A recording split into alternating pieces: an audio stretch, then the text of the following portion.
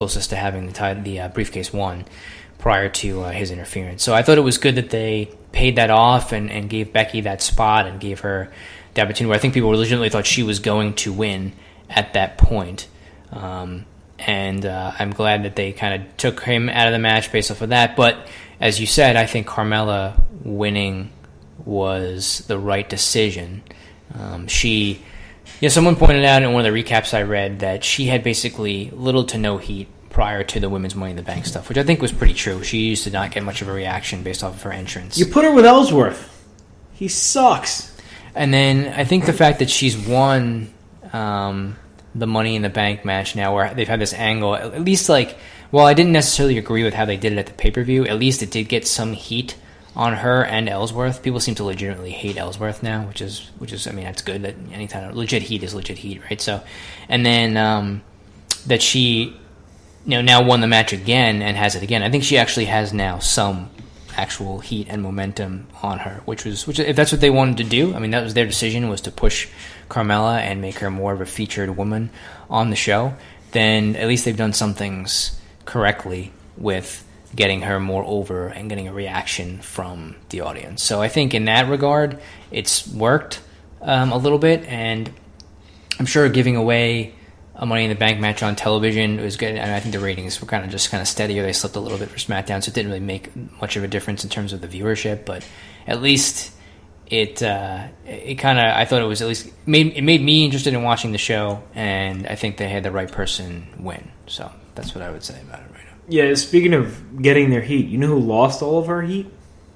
Lana. I think for the most part, people thought she had a decent showing against Naomi at the pay-per-view, and for her to get squashed in, what you said, 90 seconds, a minute? I think it was about that. It wasn't a very long match. What do you think the plan is for that? What do you think the reason behind the squash was? I think it's just to build up more credibility for Naomi. That way, when somebody beats her, realistically, she should, defeat somebody like Lana, right? She's a lot more experienced, and Lana's a relatively new wrestler. Which way? I don't know what you're insinuating there. Are we talking about the Sunny website again? Is that what this is about? Mm-hmm. That's inappropriate. I apologize. No, I think that that's the only reason. So I would say that's all they're doing. So when Carmella cashes in, maybe it means a little bit more. Naomi's got some more victories under her belt, and she's held the title for a little longer. She's held it since WrestleMania, right? So she's going to have it for close to 3 months, I think, as of next week. So it's a decent title reign in today's day and age. And eventually Carmella will cash in whenever the time is right, and it'll maybe mean a little bit more. And I think the Lana thing was they were just kind of, she was a fill-in for, they needed somebody to put in the slot to face Naomi for the championship. She was probably just someone that was... And I guess she wasn't booked in the ladder match, so she's only one. Yeah, they probably didn't want her anywhere near that, so they figured maybe they put her in matches with Naomi and just kept her busy for a couple of weeks. I wish they could find a way to mold Lana from SmackDown and Bayley from Raw in some sort of thing that people cared about, because those two are just... Oof. It's rough booking for them. Is anything else on SmackDown that really stood out to you? No. Okay, same here. On that note, before we get to our Ring of Honor Best in the World coverage, review, whatever you might want to call it, I'm here to remind you, as always, we're brought to you by the Damage 365 Radio Network and found on ProWrestling.com. You could also find us on Twitter, Instagram, at AllNightLongWP, Facebook.com/AllNightLongWP, Friendster... And what's the other website? Oh, Google. MySpace. MySpace, Tom, and Google. Once again, All Night Long Wrestling Podcast. This is Lanny Poffo, formerly the genius full of glory and renown. You are listening to Damage 365 Radio. And the Damage 365 Radio Network. Now, we're here to talk about Best in the World 2017, Ring of Honor's pay-per-view last Friday. Christopher Daniels versus Cody in the main event for the Ring of Honor. Oh, Cody, what's his? Cody who? Rhodes. Cody Rhodes in the main event. Right. For the ROH World Title, Young Bucks versus War Machine. Let's go down the card real quick. Let's talk about Coast to Coast. I'm just kidding. Flip Gordon. If you follow the Being the Elite YouTube series, Flip Gordon, I actually know who he is now because of that, and that's the only reason. El Terrible and Ultimo Guerrero defeated the Kingdom, which I think was we both predicted that, right? Were you on the board with that, or were you Kingdom guy? I think we did have the Luchas. CMLL. Yeah. Watch. Careful. That was actually a better match than people were going to give it credit for. Ultimo Guerrero has been wrestling since, I actually just read the other day, 1493. So kudos to him on such a long career and storied history. But no, this was it was a hot opener. It was a good crowd, and this was probably the best crowd Ring of Honor's had for pay-per-view since was it War of the Worlds we were at? That was it. Yeah, War of the Worlds. That was the last pay-per-view they had, actually.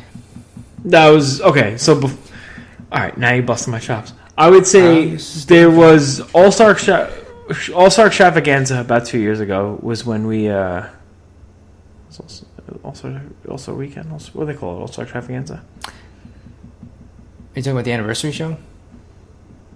No. What are you referencing? When we first started watching Ring of Honor? Yeah, when we first started watching Ring of Honor. Best in the World 2014 was the first pay-per-view that we all watched together. Okay. And we had kind of been watching like in the year leading up to that. And they finally that was when they kind of got back onto pay-per-view or first... Right, that's what it was. Distributed pay-per-view versus the iPay-per-views. And it was funny, when they first started going on pay-per-view, not to make a long story short, I was listening to the Ross Report and Jim Ross's podcast, and he kept bashing the lighting and the crowds. And ever since then, when we would watch Ring of Honor on pay-per-view, I don't know if it was the way the crowd was mic'd up, but the crowds were just so quiet, especially at the Sam's Club in Vegas. I don't know why it sticks out to me, but so this crowd, this show really benefited from a very hot crowd from beginning to end.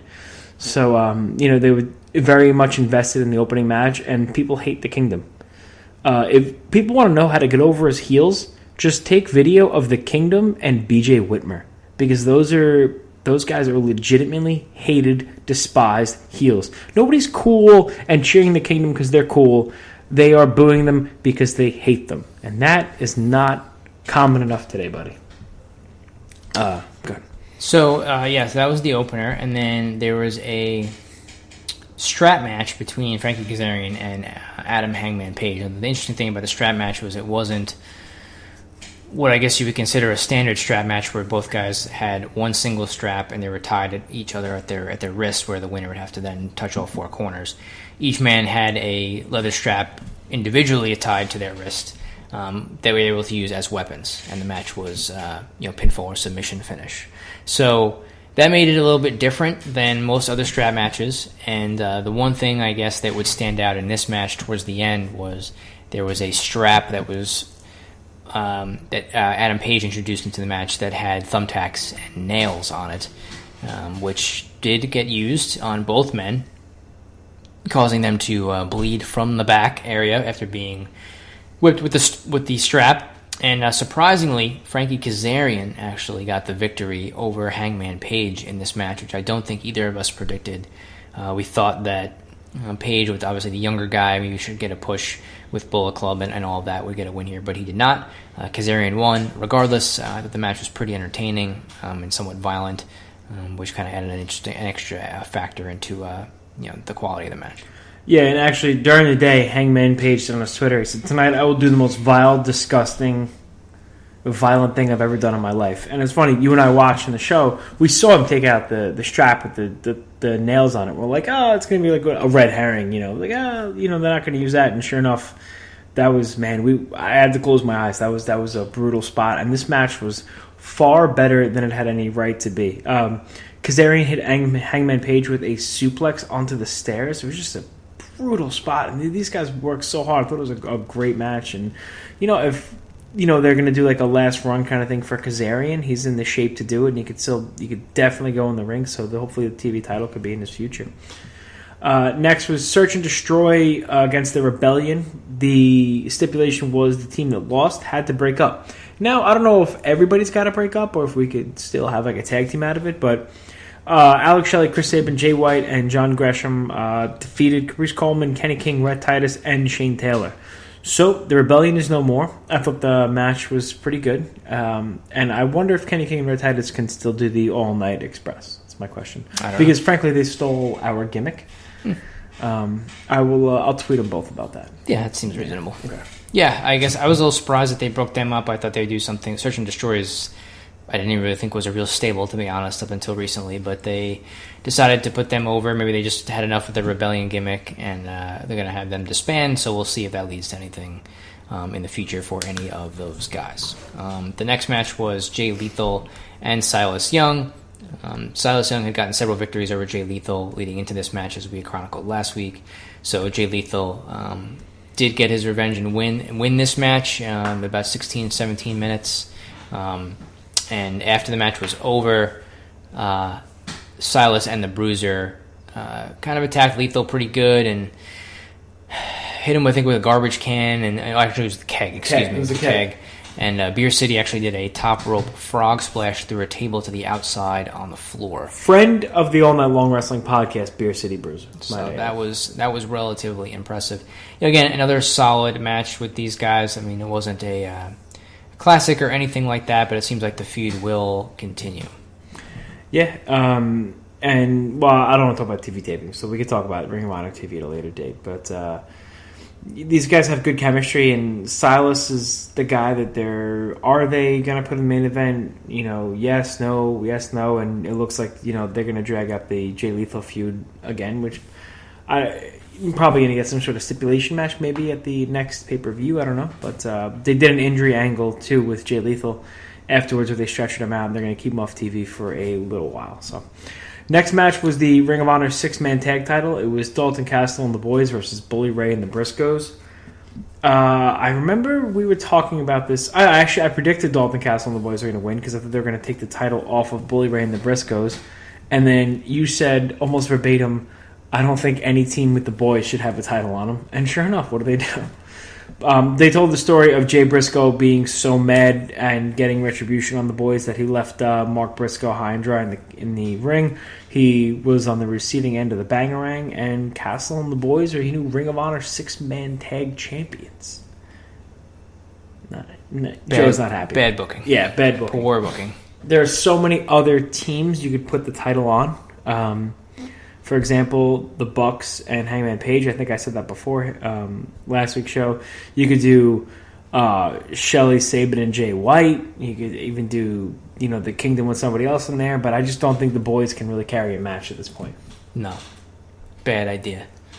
Next match was Kushida and Marty Scurll for the World Television Championship. Kushida had defeated Scurll about a month or so prior to this due to interference from Adam Cole. Son of a... They worked for about 15 minutes, and Kushida retained the title with a clean victory over Marty Scurll. Solid match, pretty good. These guys obviously are both very talented guys, so I think Kushida winning was the expected outcome just because he had a lot of momentum between Ring of Honor and New Japan with a lot of things that he'd been doing with the Super Juniors and the Junior Heavyweight Championship and now the ROH TV Championship, so he's been on quite a roll. And Scurll, I assume, is going to be primed for bigger and better things in the near future of the Ring of Honor, so winning the ROH TV title back was probably not the best thing for him in terms of his career trajectory at this point, so Kushida keeps the championship. Yep, I think we both said that too, and I think, I don't know where Marty's going to go from here, but, I mean, hell, you could even do Marty and the Bucks, for the 6-man tag title. I don't know, but I don't think it's going to be in the main event picture as soon as we would hoped, and we'll get to that later. But Kushida winning was the right call as long as he's able to defend the title with his commitment to New Japan. The next match was the Young Bucks defeated War Machine for the Ring of Honor tag team title, but it wasn't just War Machine. Before the match, music hit, and the best friends, Chucky T and Trent Beretta, they came out to the surprise of many, and they wound up inserting themselves in this match, which I think was a really... Usually I don't like the last minute, change to the match, but I think this only added to it, and these guys... The match only went about 12 minutes, but it was a sprint throughout. There was not a slow minute in this match. Yeah, there was a lot of action. It was very fast-paced. They added, like you said, the extra team in there, so they had an extra element to it. War Machine did not have to take the pin, so I think that's probably part of the reason why Beretta and Chuck Taylor were included. But yeah, it was nonstop action from start to finish. I think it was probably